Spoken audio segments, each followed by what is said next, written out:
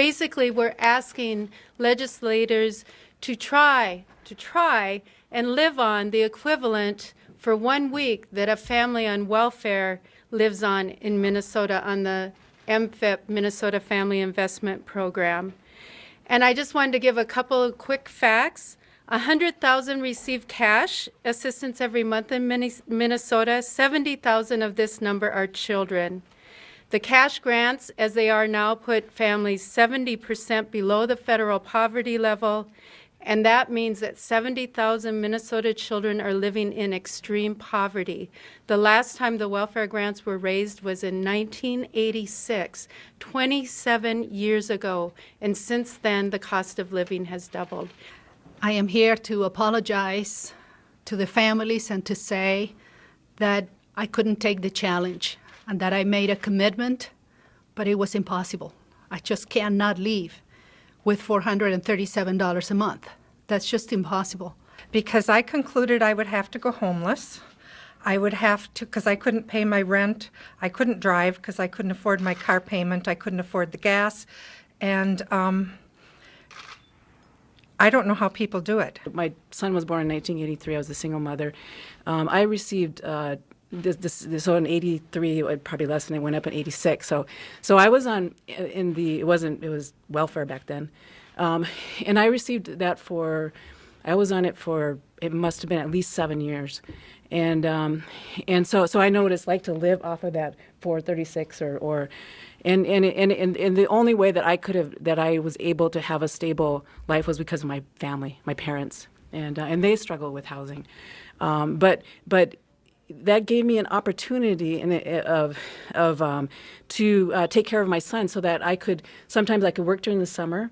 So my son could attend karate classes, he could attend music classes, I could get him there. I could sometimes have a car. Usually the car would only last about a semester, so he had some opportunities that I didn't have, and so then I completed college while I was on welfare. I went to law school while I was on welfare, and I was, it took me. I was on, still eligible. I think the first year I got my attorney job, I was still eligible for the earned income credit. But so since then, I've probably paid more taxes than ever any state ever provided me in welfare benefits. This is impossible. I can make a token effort, and I want to do it just for my own moral fiber, just to help me be more adequately inspired to really try to change this law. I mean, this is a Minnesota investment program. We are investing in our people, and I think what Representative Allen just talked about was very inspiring. The investment that she talked about having been made in her brought her to be a fabulous representative today and go through school and all of that. We don't allow that anymore for our families who are on this program. And all the talk around the Capitol about the importance of education and early childhood, which we strongly want to encourage. Remember that these kids, when they go home at night and they don't have food on the table, that's not the way we want to be. That's not the kind of state Minnesota is. It is time to address this issue.